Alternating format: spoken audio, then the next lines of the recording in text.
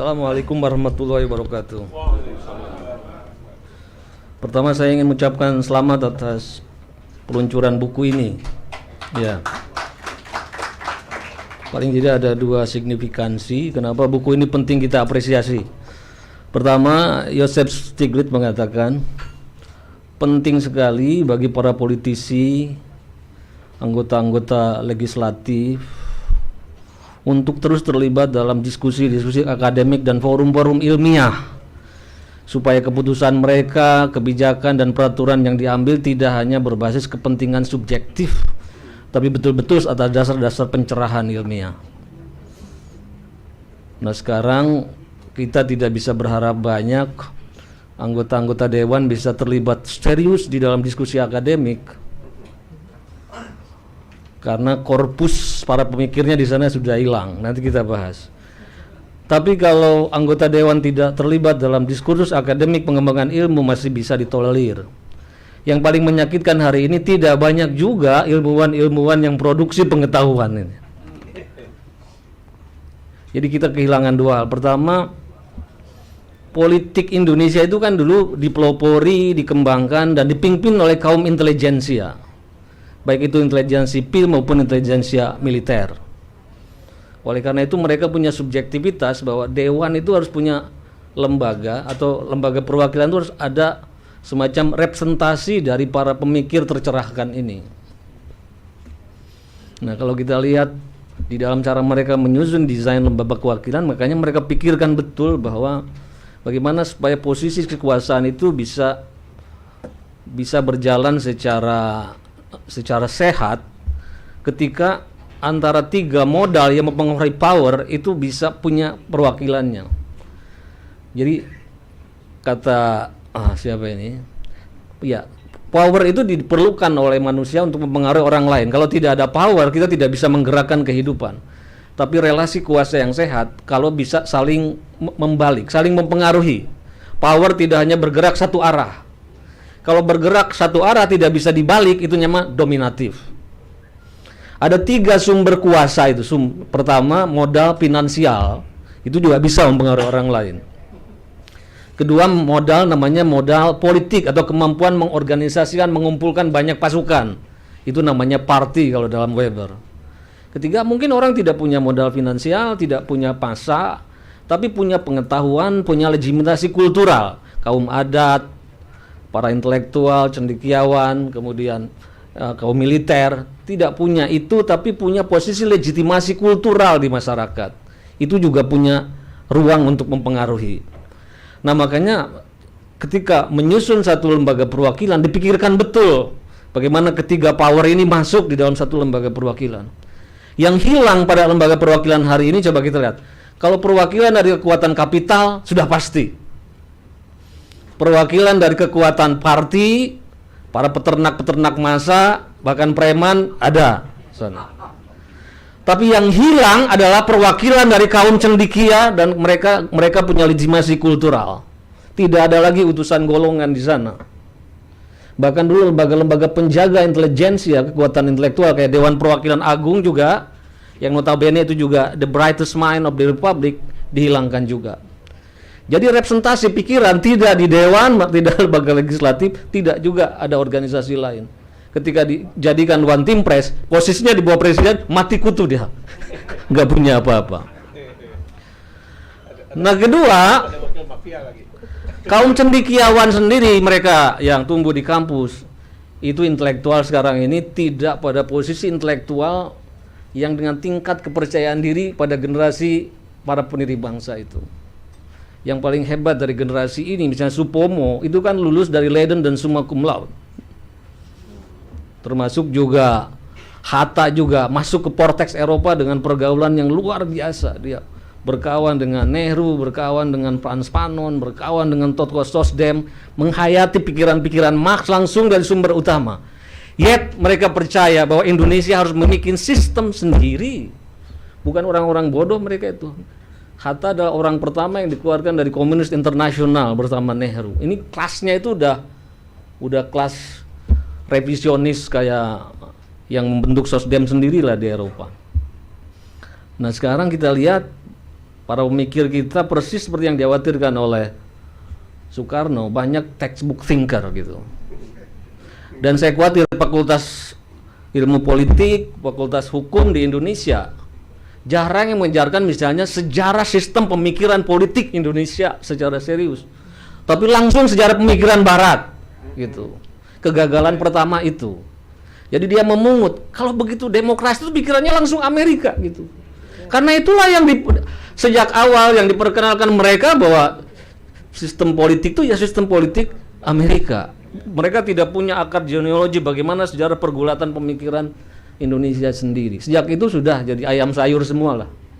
Tidak punya kepercayaan diri untuk menyusun satu sistem yang sesuai dengan apa yang kita punya. Itu dia. Jadi Indonesia ditusuk dari depan, ditusuk dari belakang. Politisinya tidak lagi memasukkan intelijensia, tapi kaum pemikirnya juga sudah kehilangan kepercayaan diri. Jadi kalau kita ngomong Pancasila itu seperti orang ngigau gitu di kampus sekarang ini. Karena sudah tidak anggap apa itu gitu. Itu yang pertama. Oke, aduh, udah mau habis waktunya. Kedua, sistem politik itu bukan hanya bicara tentang politik demi politik. Setiap kita mengadopsi satu sistem politik, bukan hanya politik demi politik untuk ritual pemilu 5 tahunan atau cuma demi bekerjanya institusi kekuasaan itu sendiri. Tapi sistem politik selalu punya agenda namanya transformasi sosial. Jadi setiap sistem politik didesain untuk melakukan satu transformasi sosial menuju peradaban yang lebih tinggi dari bangsa ini. Bukan politik demi politik, bukan pemilu demi pemilu, tapi ada agenda transformasi sosial. Oleh karena itu, ketika kita mengadopsi sistem politik, kita harus mengerti kondisi sosial seperti apa yang harus kita transformasikan. Karena kondisi sosial masyarakat bangsa beda-beda, maka agenda transformasinya juga beda-beda. Nah, paling tidak ada 2 hal kondisi sosial masyarakat Indonesia yang harus diperhatikan dalam desain sistem politik. Pertama, Indonesia itu masyarakatnya majemuk. Oleh karena itu sistem politik harus memiliki cara bagaimana kemajemukan itu bisa dipersatukan dengan semangat Bhinneka Tunggal Ika itu. Itu yang pertama. Kedua, kondisi sosial masyarakat Indonesia itu mewarisi kondisi soal ekonomi pasca kolonial di mana kesenjangan dan ketidakadilan begitu nyata. Oleh karena itu tugas sistem politik adalah mentransformasikan masyarakat dari masyarakat miskin sampai pada impian Soekarno di alam merdeka nanti tidak boleh ada lagi orang-orang miskin. Dan di dalam hal itu kita juga mengembangkan satu pemikiran bahwa di dalam rangka kita mencapai keadilan itu tidak hanya berhenti pada pikiran utilitarian kayak Jeremy Bentham. Kalau Bentham kan tatanan politik dianggap baik kalau sudah bisa menghadirkan the greatest happiness of the greatest number. Jadi kebahagiaan terbesar bagi sebagian besar orang. Dan ini dikritik oleh John Stuart Mill. Dia bilang pikiran seperti itu berarti secara implisit diakui bahwa ada sebagian orang yang boleh jadi tidak bisa bahagia. Dia bilang itu secara etik amoral pikiran seperti itu. Paling tidak secara konseptual dia mengupayakan apa yang sebenarnya total happiness. Semua orang no child left behind. Semua orang berhak bahagia. Makanya rumusan kita adalah keadilan sosial bagi seluruh rakyat Indonesia. Oke, jadi 2 ini. Nah, secara jenius para pendiri bangsa kemudian meletakkan demokrasi dan tatanan kenegaraan itu di sila keempat.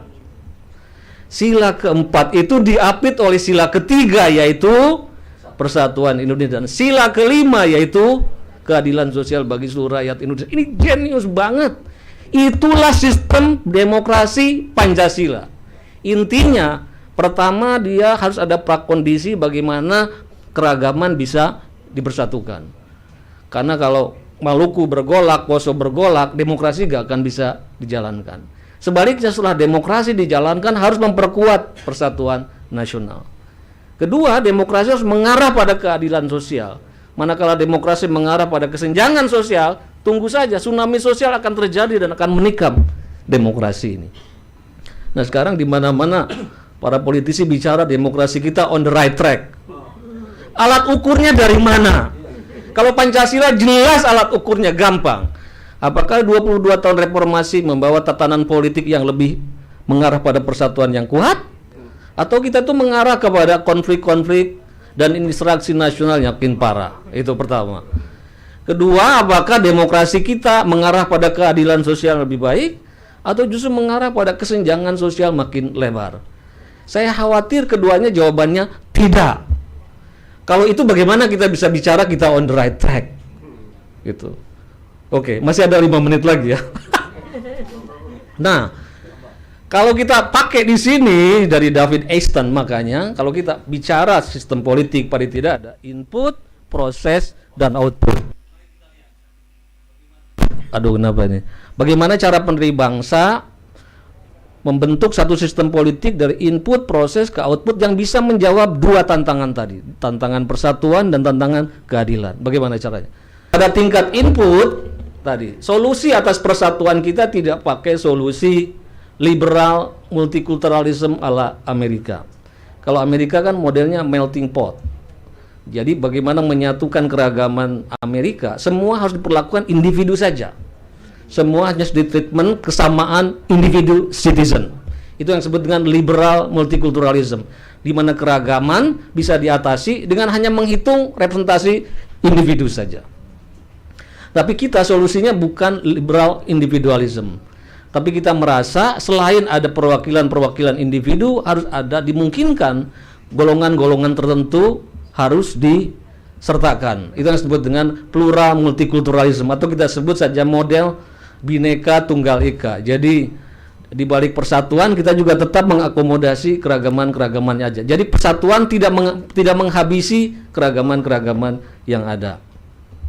Maka kemudian para pendiri bangsa merasa di dalam desain pemilu dan sistem perwakilan kita, supaya pertama individual right terakomodasi lewat DPR, kedua ada komunitas right, golongan-golongan yang belum tentu bisa diwakili oleh individual right lewat golongan-golongan komunitas right, ketiga ada juga representasi dari teritorial daerah-daerah itu.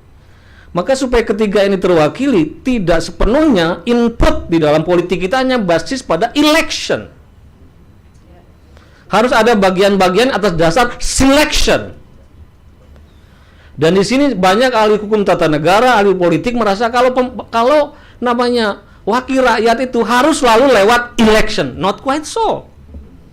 Di dunia ini ada dua model di dalam cara merekrut perwakilan. Kalau Amerika kan wakil negara bagian ditambah wakil individual.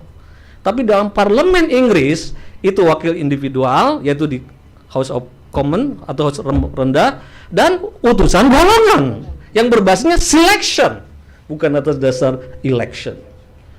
Nah, para pendiri bangsa menggabungkan dua sistem ini supaya tadi kita bisa merekrut lebih banyak orang ke dalam satu sistem perwakilan supaya keragaman terwakili. Karena keragaman tidak ingin dihabisi, keragaman tapi harus dipersatukan. Jadi ada individual right, ada utusan-utusan golongan, dan ada utusan-utusan daerah. Dan ini sistem yang paling advance yang pernah diciptakan oleh umat manusia di muka bumi. Belakangan saya lihat dengan tingkat kepercayaan diri yang sama, Anda boleh suka atau tidak suka misalnya dengan Iran, tapi Iran punya keberanian untuk niru Indonesia. Bahkan di DPR Iran hari ini, bukan saja mereka yang dipilih rakyat, tapi ada namanya, jadi DPR Iran itu ada dua kamar. Pertama namanya Dewan Syuro, itu wakil rakyat. Tapi ada yang kedua namanya Dewan Garda.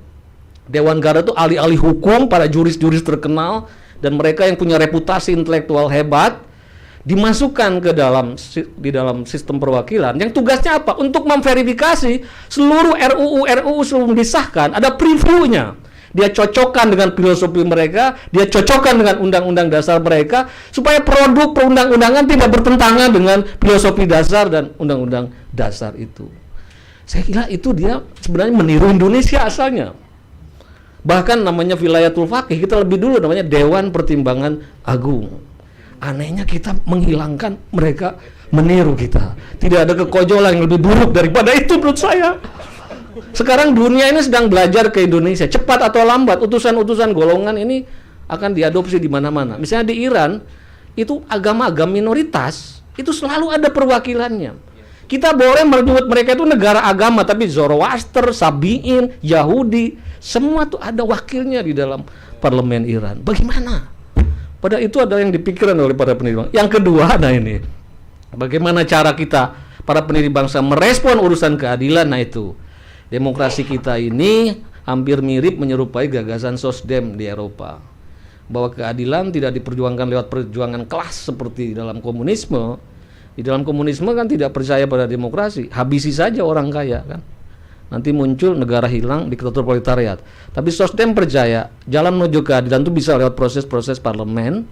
Sejauh di dalam parlemen itu ada namanya class alliance, aliansi-aliansi strategik di dalam kekuatan-kekuatan masyarakat politik yang memang berkeinginan untuk mencapai keadilan sosial. Dan untuk itu mereka harus membentuk satu platform bersama dalam rangka redistribusi.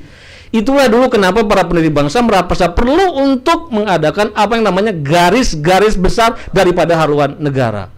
Karena kalau tanpa itu bagaimana skema redistribusi itu bisa dijalankan? Kalau sepenuhnya dijalankan oleh mekanisme pasar, nggak akan bisa. Disitulah justru negara itu punya agenda transformasi supaya basis-basis distribusi keadilan itu bisa diselenggarakan. Maka secara konsensus kita harus merumuskan pola-pola rancangan-rancangan pembangunan di dalam rangka memenuhi kesejahteraan umum itu. Nah, itulah para pendiri bangsa sudah luar biasa menerjemahkan kondisi Indonesia melalui satu transformasi sistem politik yang ujungnya melahirkan bangsa Indonesia yang bersatu, bangsa Indonesia yang berkeadilan. Dan itu semua saya kira sedikit banyak sudah terrefleksi dalam buku ini.